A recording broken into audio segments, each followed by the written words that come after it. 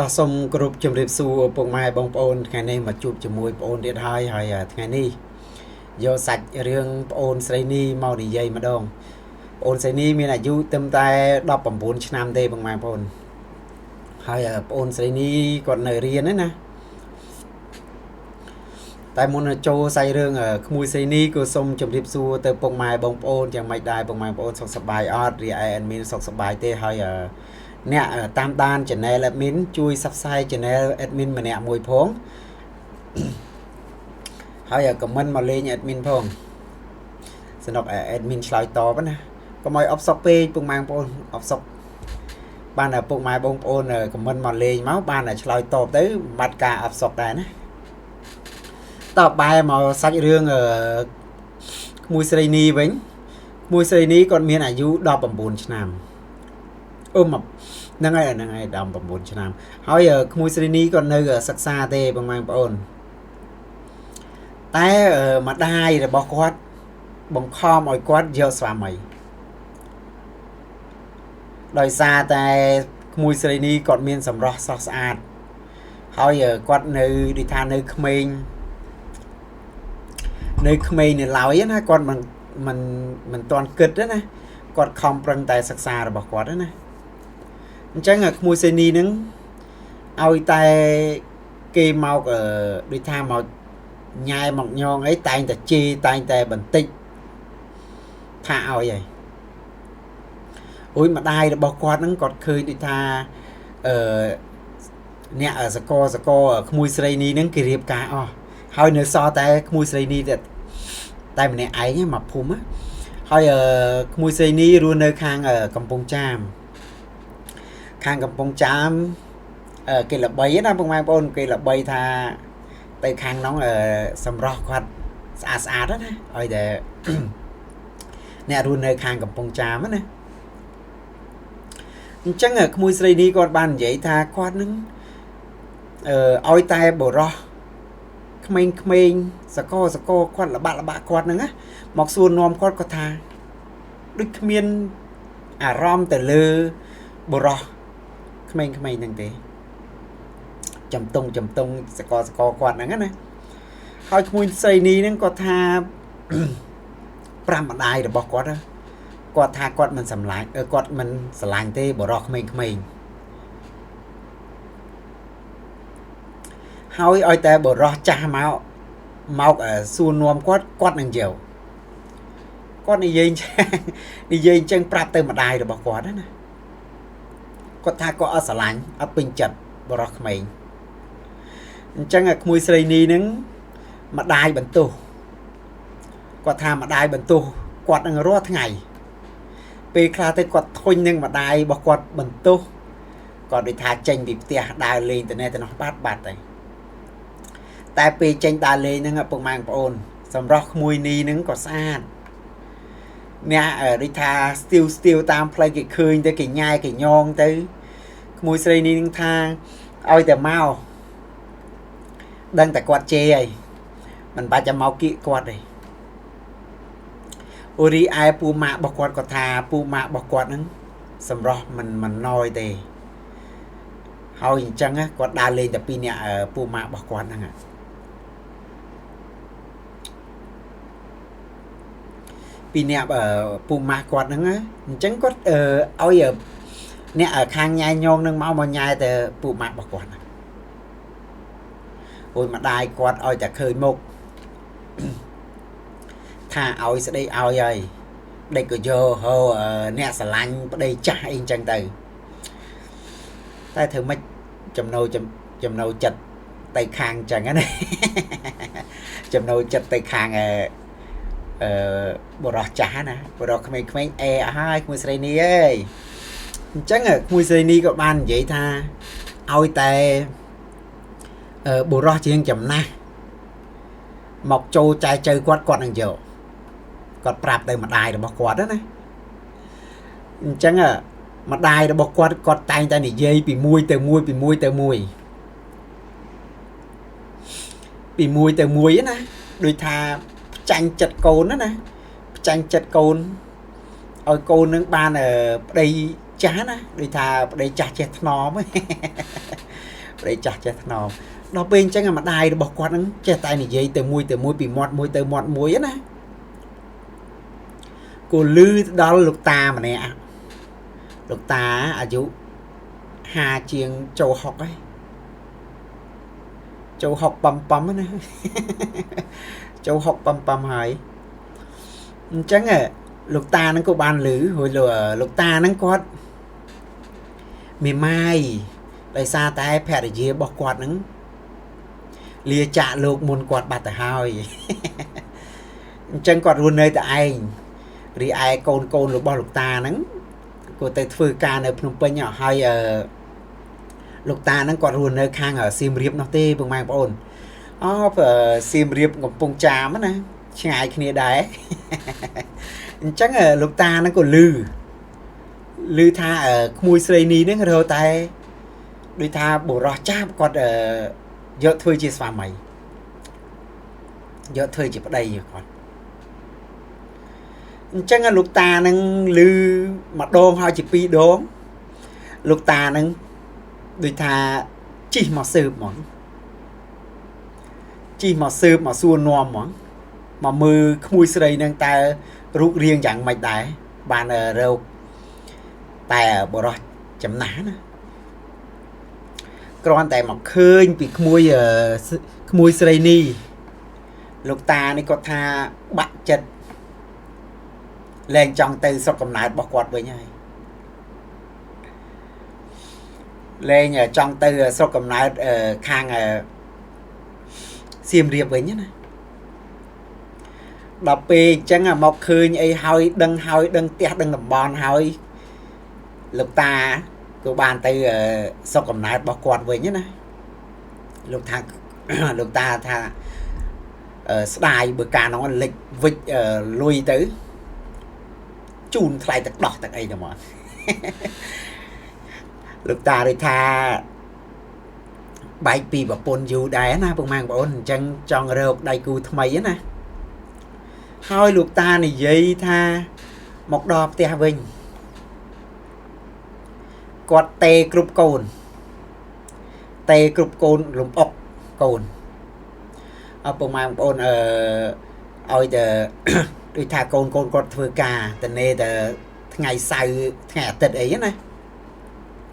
có tha là còn nông pê mà tật nắng nè lục ta tha tro mình bàn đi trong oi cồn nó tại xua nom oi mà tại xua nom oi tái mùi sợi ní nè còn chanh mà đai được bọc qua tê còn tha còn chanh mà đai được bọc qua tê đầm bầu á rồi sao tại con mình tròn vô mình toàn tròn vô xoa mây tê mình toàn tròn vô xoa mây tê còn chanh mà đai được bọc quạt còn cái tháng ao vô mà nữ trả máu cứ còn ở mà đai được bọc quạt nó mình pro ao mình pro mình chẳng tay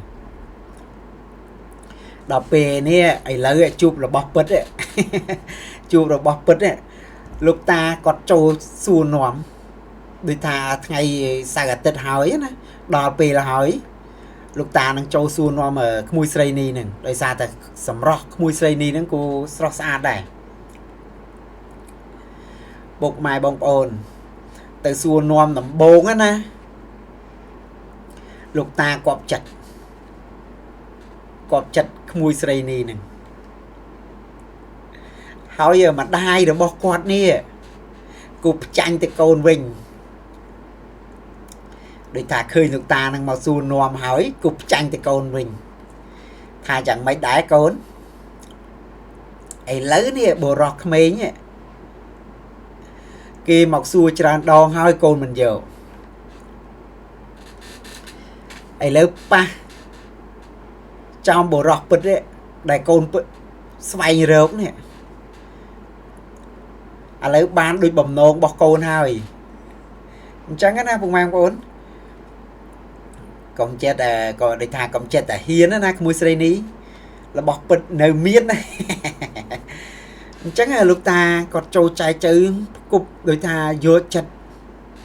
tinh cương ở làng ca ôi giờ mùi sợi ní nè ដោយសារតែលោកតាហ្នឹងគាត់ពេញចិត្តក្មួយស្រីនេះហើយលំអុកកូនមួយអាទិត្យហើយមួយអាទិត្យទៀតណាហើយក្មួយស្រីនេះហ្នឹងមិនដល់ពេលដូចថាឃើញលោកតាអញ្ចឹងណាហើយត្រូវម្ដាយរបស់គាត់ដូចថាផ្ចាញ់អីអញ្ចឹងទៅគូយល់ព្រមយកលោកតាហ្នឹងធ្វើជាដូចថាភ្ជាប់ពាក្យភ្ជាប់អីណាគូទទួលយកធ្វើស្វាមីគាត់លក្ខណៈថា admin និយាយថាទទួលយកធ្វើស្វាមីចុះដោយសារតែគាត់រៀបចំភ្ជាប់ពាក្យភ្ជាប់អីហើយអញ្ចឹងក្រោយមកដូចថាក្មួយស្រីនេះហ្នឹងគាត់នៅសិក្សាអញ្ចឹងគាត់ដូចថារយៈពជាពេលការដូចថាគាត់ភ្ជាប់ពាក្យមុនណារយៈពេលការហ្នឹងរហូតដល់1ឆ្នាំហើយលោកតានេះនៅខាងសៀមរាបពុកម៉ែបងប្អូននៅខាងសៀមរាបក្មួយស្រីនេះក៏បាននិយាយថាសឹកអស់ហើយផ្លូវមុខផ្ទះគាត់សឹកអស់ហើយគ្រាន់តែជិះទៅជិះមកជិះទៅជិះមកក្នុងរយៈពេល1ឆ្នាំហ្នឹងណាអញ្ចឹងលោកពុកម៉ែបងប្អូនរតនៈពេញចិត្តក្មួយស្រីនេះហើយលោកតាហ្នឹងគូគាត់មិនបង្ខំពីក្មួយស្រីនេះដោយសារតែគាត់នៅវ័យសិក្សាគាត់អត់បង្ខំឲ្យរៀបការឲ្យអីណាលក្ខណៈថាទុកពេលវេលាឲ្យក្មួយស្រីនេះនឹងសិក្សាដែរដល់ពេលដល់ត្រឹមរយៈពេល1ឆ្នាំហ្នឹងណា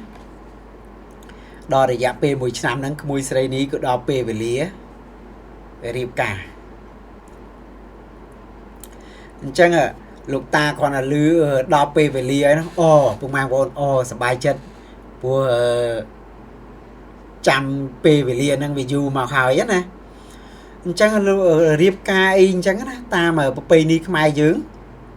រួចចប់អស់ហើយឲ្យពុកម៉ែបងប្អូនលោកតាអត់ដូចថាគាត់រស់នៅខាងសៀមរាបនោះតែឯងណាគាត់គូយកក្មួយស្រីនេះហ្នឹងទៅរស់នៅខាងសៀមរាបហើយអញ្ចឹងដូចថាស្រែចម្ការរបស់គាត់ខាងសៀមរាបវាច្រើនហើយគាត់ដូចថាគាត់រស់ស៊ីនៅផ្ទះពុកឲ្យក្មួយស្រីនេះនឹងនៅតែលក់ដូរនៅផ្ទះហ្នឹងទេហើយពុកម៉ែបងប្អូនគាត់ថាក្មួយស្រីនេះថាលោកតាយកចិត្តគាត់ណាយកចិត្តយកថ្លើមគាត់ណាក្មួយស្រីនេះគាត់ថាថាំងឃ្លាននេះល្ងាចមិនតាន់ទេរបស់របរពេញទូអស់ហើយរបស់របរពេញទូយកចិត្តយកថ្លើមក្មួយស្រីនេះដោយសារតែក្មួយស្រីនេះនឹងស្អាតមិនហ៊ានដើរចេញពីផ្ទះទេលោកតានៅតែផ្ទះទេដល់ពេលអញ្ចឹងរស់នៅជាមួយលោកតានឹងយូរទៅលោកតានឹងជាប់ចិត្តដូចថាគាត់ចិត្តគាត់ថ្លើមក្មួយស្រីនេះហ្នឹងគាត់ថា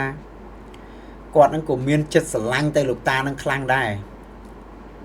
មានចិត្តស្រឡាញ់ទៅលោកតានឹងខ្លាំងដូចថាដកចិត្តមិនរួចណាប៉ុន្តែក្មួយស្រីនេះគាត់គិតថាលោកតានឹងរៀងចំណាស់ចាស់បន្តិចហើយអញ្ចឹងក្មួយស្រីនេះនឹងធ្នមថ្នាក់ស្វាមីរបស់គាត់នឹងដូចថាយកចិត្តអោបថើបស្វាមីរបស់គាត់ហ្នឹងណាដូចថាលោកតានឹងឲ្យចិត្តមកគាត់ណាឲ្យតម្លៃមកក្មួយស្រីនេះហ្នឹង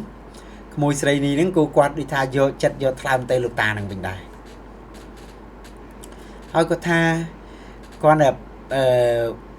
ផ្ចាញ់ពាក្យផ្ចាញ់ទៅម្ដាយមិនសមបានស្វាមីចាស់អញ្ចឹងណា